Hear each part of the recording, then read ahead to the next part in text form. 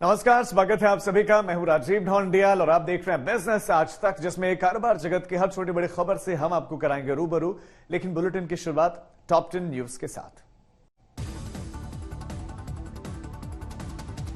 महंगे गोल्ड के असर से अक्षय तृतीया पर सोने की बिक्री में 50% तक गिरावट का अनुमान। दिल्ली में अक्षय तृतीया के मौके पर 250 करोड़ गोल्ड की बिक्री। जियो के तौर पर पहली बार किसी टेलीकॉम कंपनी के यूजर्स ने एक महीने में 10 अरब जीबी डेटा का इस्तेमाल करके रिकॉर्ड बनाया। 2016 में साल भर में कुल 4.6 एक्साबाइट डेटा का इस्तेमाल हुआ था। देश में लग्जरी इलेक्ट्रिक वाहनों की मांग में बीते एक साल में आज जोरदार उछाल। 1 करोड़ से महंगी इलेक्ट्रिक कारों की बिक्री साल भर में दोगुनी हुई। दिल्ली मेट्रो में टोकन के लिए लोगों को लाइन से मिल सकता है छुटकारा। डेबिट या क्रेडिट कार्ड के अलावा मोबाइल के क्यूआर कोड से भुगतान का मिल सकता है विकल्प।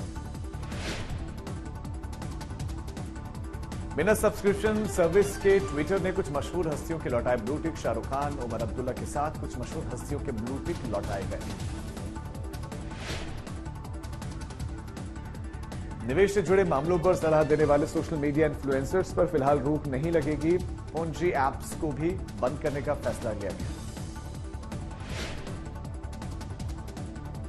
देश की पहली वाटर मेट्रो की मंगलवार को शुरुआत करेंगे प्रधानमंत्री मोदी। कोची और उसके आसपास के 10 द्वीपों को जोड़ेगी वाटर मेट्रो।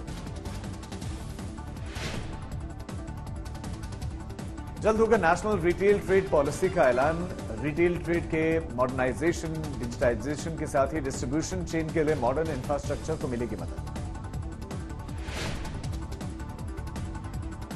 एसएमई बीज ने राष्ट्रीय जनसंपर्क दिवस का आयोजन किया। संगठनों या ग्राहकों की सकारात्मक छवि बनाने के लिए मेहनत करने वाले प्रोफेशनल्स के योगदान के लिए आयोजन किया। जीएसटी में रजिस्टर्ड ट्रेडर्स को मिलेगा इंश्योरेंस का फायदा। योजना के तहत रिटेल ट्रेडर्स एक्सीडेंटल बीमा पॉलिसी लेने के योग्य होंगे। मार्च में जियो यूजर्स ने पहली बार 10 अरब जीबी से ज्यादा डेटा का इस्तेमाल करके एक नया रिकॉर्ड कायम कर दिया है। यह डेटा 2016 के साल भर की खपत के मुकाबले 2.5 गुना ज्यादा है।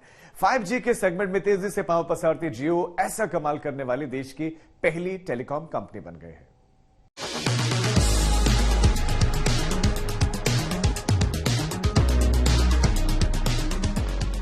देश की सबसे बड़ी टेलीकॉम कंपनी रिलायंस जियो ने नया कीर्तिमान बनाया है। ये रिकॉर्ड डेटा के इस्तेमाल के मामले में बनाया गया है। आंकड़ों के मुताबिक जियो यूजर्स ने एक महीने में 10 एक्साबाइट यानी 10 अरब जीबी डेटा का इस्तेमाल किया है। इस आंकड़े के आकार का अंदाजा 2016 में डेटा के इस्तेमाल के साइज से लगाया जा सकता है।